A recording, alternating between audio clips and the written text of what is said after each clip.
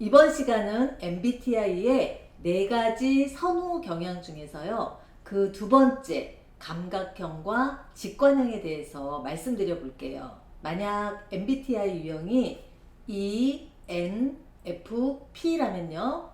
두 번째 영어 이니셜인 직관형에 대한 설명을 드리는 시간이죠.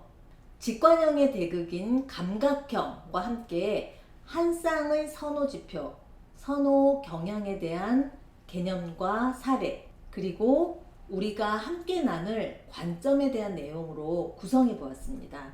강의 내내 잊지 마셔야 할 것이 있죠. 늘 나에게 던지는 질문. 나는 어떤 사람일까? 굳이 선택한다면 직관형일까? 감각형일까? 질문해 보세요.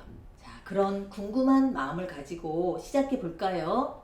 감각형과 직관형의 정의를 살펴볼게요. 세상을 살아가는데 여러 정보들이 있죠. 그 정보를 인식하고 받아들일 때 정보가 구체적이고 증명 가능한 사실에 근거한 정보를 신뢰하시는 분들은 감각형일 확률이 높습니다. 반면에 감각적으로 느껴지는 정보도 있지만 그 이면에 보이지 않는, 증명되지 않았어도 그 무엇인가가 있다고 생각하시는 분들이 있어요. 이런 분들은 직관형일 확률이 높겠죠. 자, 지금부터 예를 몇 가지 들어볼게요. 자, 사과를 보고 맛있겠다. 자르면 꿀이 얼마나 박혀 있을까? 사과 표면에 점들이 많이 있네. 사과 꼭지가 오늘은 좀 시들어 보이네. 와 같은 정보가 다가온다면요. 감각형일 확률이 높습니다. 자, 반면 사과를 보고 건강, 윌리엄 텔, 백설공주, 핸드폰과 같은 연상이 떠오르신다면요. 직관형일 확률이 높아요. 또 다른 예를 들어볼게요. 자, 모나리자 아시죠? 그 모나리자의 그림을 보고 감각형들은 눈썹이 없는 여자의 초상화 정도로 받아들여진다면요. 직관형들은 그 구도의 아름다움이나 모나리자의 알 듯 모를 듯한 미소가 느낌으로 다가옵니다. 그 의미를 생각해 보게 될 확률이 굉장히 또 높고요. 자, 이번에 하나의 예를 더 드려볼게요. 차를 타고 가다가 민둥산을 봤어요. 그럼 감각형들은 눈에 보이는 민둥산, 직관형들은 민둥산을 보고 대머리를 떠올린다 라고 보통들 비유하시죠. 그런데 여기서 좀 더 말씀드릴 것이 있어요. 사실 감각형들도 민둥산을 보면서 대머리를 생각할 수 있죠. 그런데 직관형들은요, 대머리가 연상되면서 대머리 치료제를 개발을 하고 전 세계적으로 보급을 하려면 어떻게 사업 계획을 세울까 등등과 같이 연결되어서요, 미래지향적으로 상상하는 그 폭이 넓습니다. 자, 다시 개념을 정리해 볼게요. 감각형과 직관형의 차이를 한마디로 표현한다면요. 직관형들은 바라보는 대상에 대해서 의미를 더 부여합니다. 같은 대상을 보아도 더 많은 것을 느끼고 더 많은 것이 떠오르죠. 그러니까 좀 더 감성적이라고도 표현할 수 있어요. 그렇기 때문에 심리적이나 예술적 성향이 직관형에서 좀 더 높게 나타날 수 있습니다. 또한 새롭고 다양한 것을 좋아하는 경향도 좀 더 강하고요. 이런 직관형의 감성은 어떠한 일이 생길 것 같아 라는 식의 예감적인 형태나 이렇게 보면 어떨까? 라는 아이디어의 형태로도 나타나기도 해요.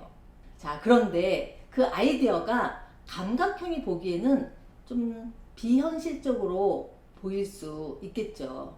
감각형은 의미 부여를 직관형에 비해서 적게 하고 보이는 대로, 들리는 대로 인식하는 경향이 있습니다. 감각형도 물론 감성적인 면이 있어요. 감각형은 예쁜 카페나 인상파 전시회, 콘서트, TV 드라마, 연애소설 이런 종류를 즐기는 감성이 있어요. 자, 그런데 박물관이나 예술작품의 해석에 대해서는요, 직관형에 비해서는 관심을 좀 덜 갖는 경향도 있습니다. 감각형 유형은 사실로 가득한 세계에 산다면요, 직관형은 의미로 가득한 세계를 마주하고 있다고 할 수 있어요. 어쩌면 다른 세계에 살고 있다고도 할 수 있겠죠.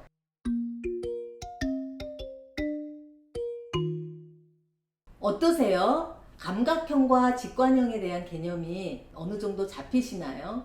자, 그럼 일상 속에서 감각형과 직관형이 어떻게 느끼고 대화를 나누는지 말씀을 드려볼게요. 자, 감각형인 딸과 직관형인 엄마가 데이트를 즐겼어요. 두 모녀가 카페에서 시간을 보내고요. 나와서 이모를 만났어요. 엄마는 엄마의 동생인 이모에게 다음과 같이 이야기를 합니다. 정인아, 지금 지훈이랑 카페에 있었는데 그 카페가 분위기가 너무 좋더라. 커피도 너무 맛있었어. 옆에 있던 감각형 딸이 이렇게 이야기합니다. 엄마는 커피 마시지 않았어. 밀크티 마셨잖아. 엄마는 이렇게 다시 말합니다. 그래, 알았어. 아무튼 카페 분위기가 너무 좋았어. 자, 이렇게 이모와의 대화를 마치고 두 모녀는 차를 타고 집으로 돌아갑니다.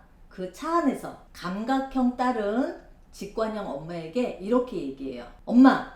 엄마는 이모한테 왜 거짓말을 해? 엄마는 밀크티를 마셨잖아. 그런데 왜 커피 마셨다고 거짓말을 하냐고. 이 말을 들은 직관형 엄마는 너무 당황스럽기까지 하죠. 아니, 커피를 마신 것과 밀크티를 마신 것이 뭐 그렇게 중요한가? 직관형에게는 카페의 느낌, 분위기, 그곳에서 보낸 시간들이 주는 인상이 더 깊이 다가와요. 반면 감각형에게는 커피와 밀크티 자체가 중요해서라기보다요. 그 구체적인 사실에 근거하지 않으면 다른 부분으로 확장될 수가 없는 경향이 있습니다. 그런 면에서 감각형들은 좀 정확하게 일을 처리한다 이렇게 보여지는 면도 있겠죠. 여기에서 중요한 것은요. 감각형이 직관형을 보고 거짓말을 한다고까지 생각할 수 있다는 겁니다. 자, 다시 한번 감각과 직관을 비교해서 말씀드려 볼게요. 감각형은 지금 눈에 보이고 오감각으로 느끼는 정보들이 중요하고요. 그 정보를 편하게 자연스럽게 받아들입니다. 그렇기 때문에 현재를 기준으로 해서 과거에서 현재로 이어져서 그 과거가 현재에서 어떻게 증명되고 있는지를 감지하고 싶어 해요. 반면 직관형은요, 현재를 기준으로 미래를 연결시키죠. 그렇기 때문에 감각형은 직장에서 만약 기획서를 쓴다면 과거 5년 동안 이런 데이터가 있고 이렇게 왔으니 현재 이런 방향으로 기획을 하면 좋겠다라고 쓰게 될 확률이 높습니다. 만약 감각형 상사분이 계신다면요. 자신도 모르게 이런 논리로 작성한 기획서가 매력적으로 보일 수도 있겠네요. 자, 반면 직관형은 현재 세계 시장이 이렇고 미래 핵심 가치가 이러니까 앞으로 5개년 미래 계획을 이렇게 세우면 좋겠습니다. 라고 쓰게 될 확률이 높아요. 감각형과 직관형의 이와 같은 특성 때문에 직관형들은 미래를 좀 더 낙관적으로 보는 경향이 있어요. 그에 비해서 감각형들은 정확하게 감지되지 않은 것에 대해 막연하게 느끼는 불안감이 있습니다. 이번 강의 제목이 꼼꼼한데 걱정이 많은 나 괜찮은 걸까? 라고 정해보았는데요. 현대인의 불안에 대해서는 여러 가지 원인이 있죠. 여기에서는 MBTI 성향에서 불안감을 갖는 빈도의 차이가 있다는 것을 말씀드려 보려고 합니다. 다시 말씀드리면요. 감각형은 미래에 대한 불안감이 직관형에 비해서 좀 더 큰 편이라고 할 수 있어요. 직관형에게는요, 미래란 무엇인가 희망이 있고 잘 될 듯한 느낌으로 다가옵니다. 그 부분이 감각형이 보기에는 근자감이나 뜬구름 잡는 소리로 느껴질 수 있죠. 감각형에게 미래는 증명되지 않고 구체적으로 느껴지지 않는 그 무엇이기 때문에요. 미래에 대한 불안감이 클 확률이 높습니다. 그래서 감각형은 직관형에 비교해 보면요. 안정된 직장에 대한 희망 지수가 높을 수 있어요. 불안 또는 불안감의 사전적 의미는요. 이유 없이 막연히 나타나는 불쾌한 정서적 상태 또는 안도감이나 확신이 상실된 심리 상태, 라고 정의되어지는데요. 여기에서 내가 감각형이기 때문에 불안감이 좀 더해질 수도 있구나 라는 것을 감지한다면 어떨까요? 자기 이해를 한다면 자신이 느끼는 불안감에 휘둘리거나 매몰되어서 길을 잃을 확률이 훨씬 덜해지겠죠. 이제까지는 감각형과 직관형에 대해서 개념과 사례, 그리고 현대인의 불안에 대한 관점까지 한번 말씀드려 봤어요. 각 차시마다 미션이 있다는 부분 말씀드렸죠. 자, 이번 차시의 미션은 자신이 직관형인지 감각형인지에 대한 성찰 질문을 던져보시는 겁니다. 직관형이기도 하고 나 감각형이기도 해 라는 생각이 드실 수 있어요. 그 중에서 굳이 어느 한쪽을 선택해야 한다면 어떨까에 대해서 한번 결정해 보세요. 어느 지표에 내가 발을 대고 있는지 인식하시면요, 자기 인식에 대한 폭이 훨씬 깊어질 수 있어요. 그래야 그 자리를 기준으로 자신과